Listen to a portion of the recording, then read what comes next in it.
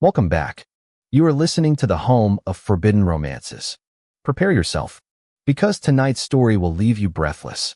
The blade pressed against my throat was cold, but the alpha holding it was colder. I didn't blink. To blink was to show fear, and fear was the scent that drove men like General Cassian Riker into a frenzy. The heavy oak doors of the bridal chamber were bolted shut behind us, trapping the scent of dying roses and my own treacherous adrenaline in the room. Cassian, the butcher of the northern wastes, loomed over me, his broad shoulders blocking out the light of the chandelier, his military dress uniform unbuttoned at the collar to reveal the jagged scar running down his clavicle. His eyes, the color of molten gold, bored into mine, searching for the tremble, the tear, the plea for mercy that every other tribute bride had given him before they disappeared. "You," he growled, his voice a low rumble that vibrated through the steel of the dagger and into my skin, "are not Julian." It wasn't a question. It was a death sentence. "No," I whispered, my chin tilted up, exposing the pale, unblemished skin of my neck further to his blade. "Julian is the jewel of House Vane. He is delicate. He is precious. He would have fainted the moment you walked through that door." I locked eyes with him, letting a ghost of a smile touch my lips. "I am Valerian, the spare, and unlike my brother, I am not afraid of monsters." Cassian's eyes narrowed. The pressure on the blade increased just enough to draw a single bead of blood. It rolled down my throat, a stark crimson line against the white. He tracked the movement, his pupils dilating, his nostrils flaring as he inhaled. "A spare," he mused, the killing intent in the room suffocating, heavy enough to crush a lesser man's lungs. "Your father sent me a defective replacement. He thinks so little of the Imperial General that he sends me the trash he wants to discard. He sent you the only one capable of surviving you," I countered softly. Cassian froze. The dagger didn't retreat, but the air shifted. For the first time, the predator wasn't looking at prey. He was looking at a puzzle. To understand why I stood at the altar in my younger brother's place, you have to understand the House of Vane.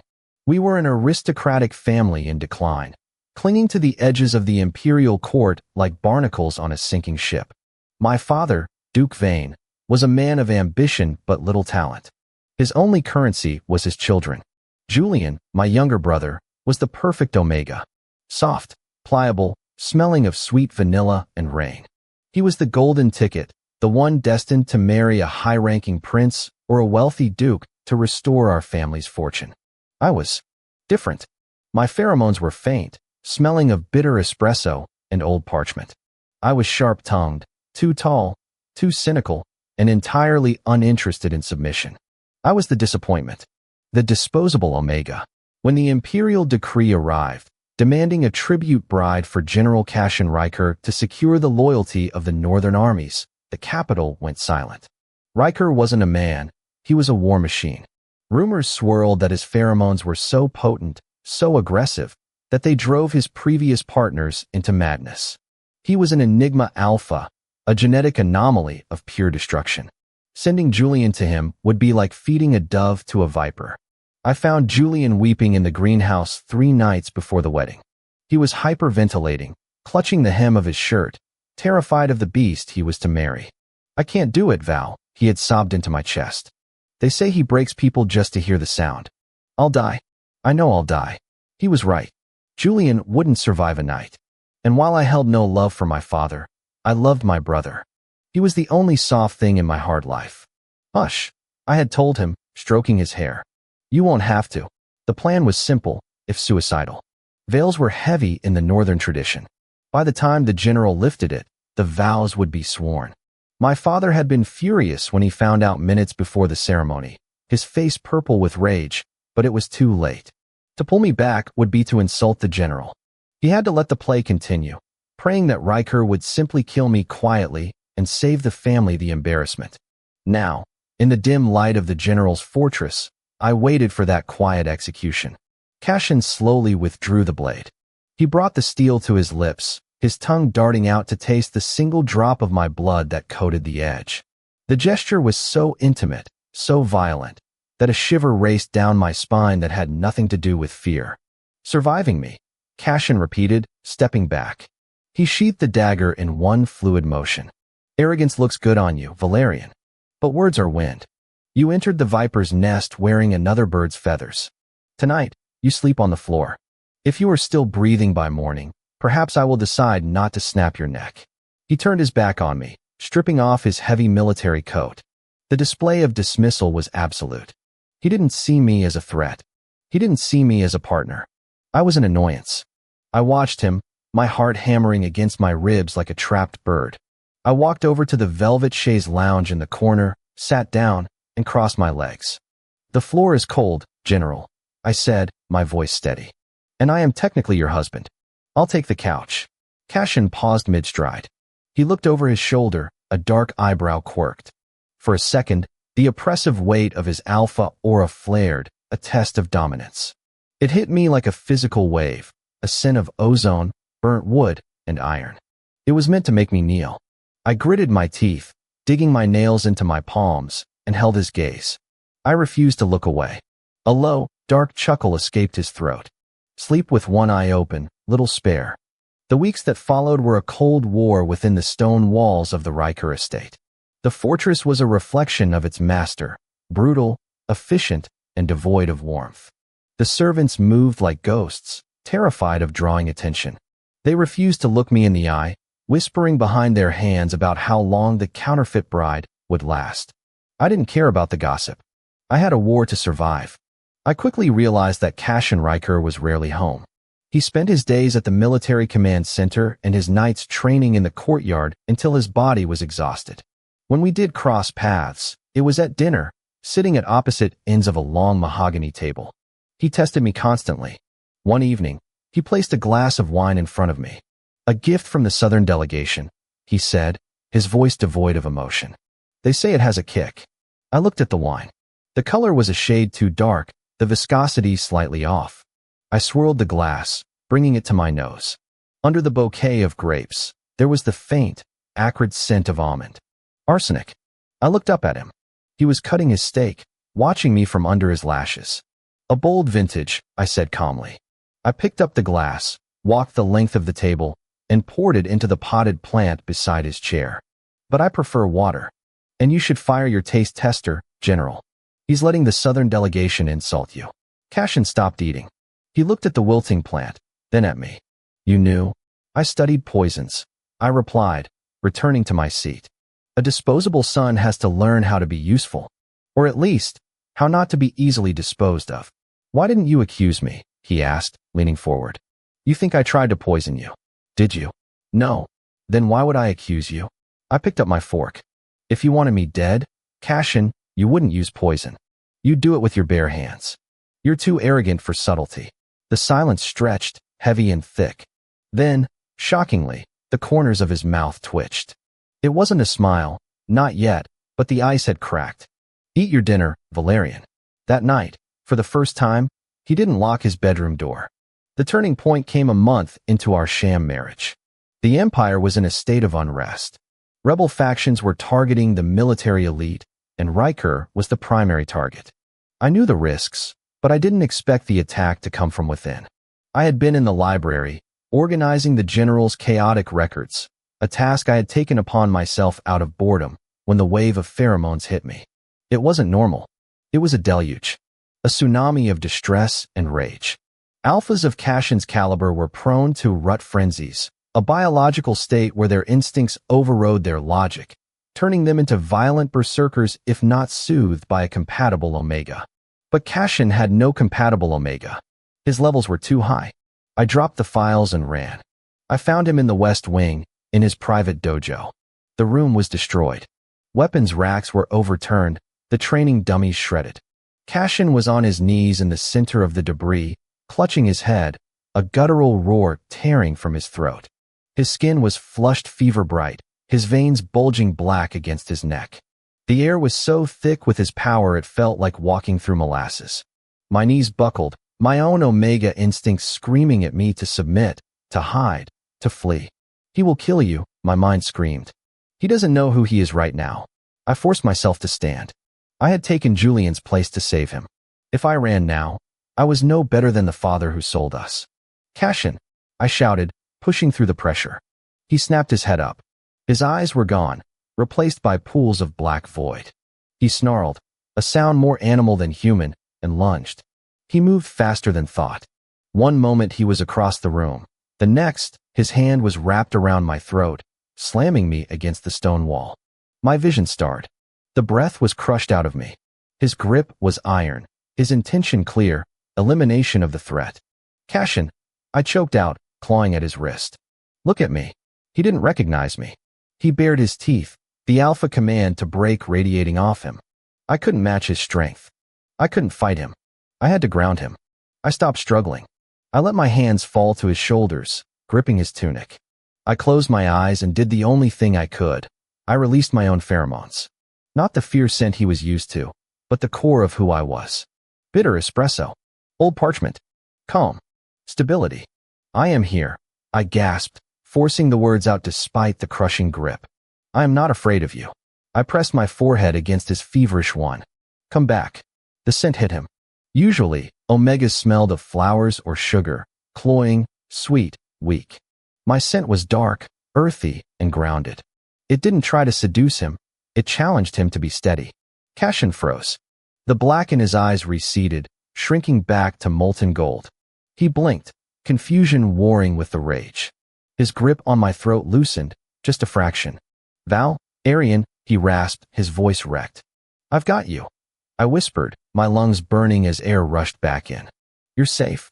You aren't in the war. He collapsed against me, his heavy weight pinning me to the wall. He buried his face in the crook of my neck, inhaling deeply, desperate for the anchor I provided. He was trembling, the mighty general, shaking like a leaf. It hurts, he groaned. The vulnerability, so stark it broke my heart. I know.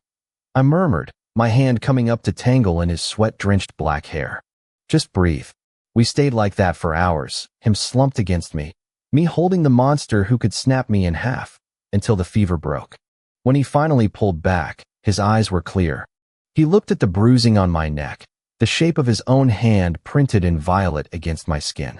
His expression twisted into something horrific, guilt. He reached out, his fingers hovering over the marks, shaking. I could have killed you. You didn't, I said firm. Why didn't you run? He demanded, his voice rising.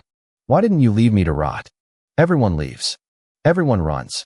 I told you on our wedding night, Cashin, I said, taking his hand and placing it on my chest, right over my beating heart. I am not Julian. And I don't run. Cashin stared at me, and for the first time, I saw it. The obsession. It wasn't the lust for a body. It was a hunger for the soul. He looked at me as if I were the only source of water in a desert he had been walking in for years. No, he whispered, stepping closer, his other hand coming up to cup my jaw, his thumb tracing my lower lip. You are not Julian. You are mine. The dynamic shifted violently after that night. Cashin didn't just tolerate me. He hovered. If I entered a room, his eyes followed me. If I spoke to a servant, he listened. He began bringing me gifts, not jewels or silks, but ancient books for the library, rare tactical maps, things he knew I enjoyed. He was courting me, in his own, intense, terrifying way. But peace is fragile in the imperial dominion. 3 months into our marriage, a carriage arrived at the gates. The vain crest was painted on the door. My father had arrived, and he had brought Julian. I stood on the grand staircase, Cashin at my side, as they entered the main hall. Julian looked healthier, rested, and beautiful in baby blue silk. My father looked smug. General Riker, my father boomed, bowing low. A joyous day. We have come to rectify a terrible mistake. I felt Cashin stiffen beside me. His hand found the small of my back, a hot brand of possession. What mistake, Duke Vane? Cashin asked, his voice deceptively calm. Why? The deception regarding the wedding. My father gestured to me with a sneer. We discovered that this defect tricked us all. He took the place of your true bride, my beloved Julian, hoping to steal the glory of the Riker name. But we have come to set it right. He pushed Julian forward. Julian looked terrified, his eyes darting to me with an apology I couldn't accept. We will annul the marriage to Valerian immediately, my father continued, oblivious to the dropping temperature in the room. And I will give you Julian, as promised. A pristine Omega. Unblemished. Perfect. My heart went cold. This was it. The logic was sound. Julian was beautiful, traditional, and socially acceptable. I was the imposter with the sharp tongue and the bitter scent. In the eyes of the law, I was a fraud. I stepped forward, ready to accept my fate, ready to leave. I wouldn't beg. General, I started, my voice failing me for the first time. I will pack my... Silence, Cashin said. The word cracked like a whip. He walked down the stairs, slow and predatory. He stopped in front of Julian. He looked the boy up and down, his expression one of utter boredom. Then he turned to my father. You offer me this? Cashin asked, gesturing to Julian. A flower that would wilt in a storm? He is the perfect omega, my father sputtered. Valerian is, he is nothing. He is a spare. A disposable placeholder. Cashin laughed. It was a terrifying, dark sound that echoed off the stone walls. Disposable. He turned back to me. He marched up the stairs, grabbed my waist, and pulled me flush against his hard body. He didn't care about the audience. He didn't care about propriety.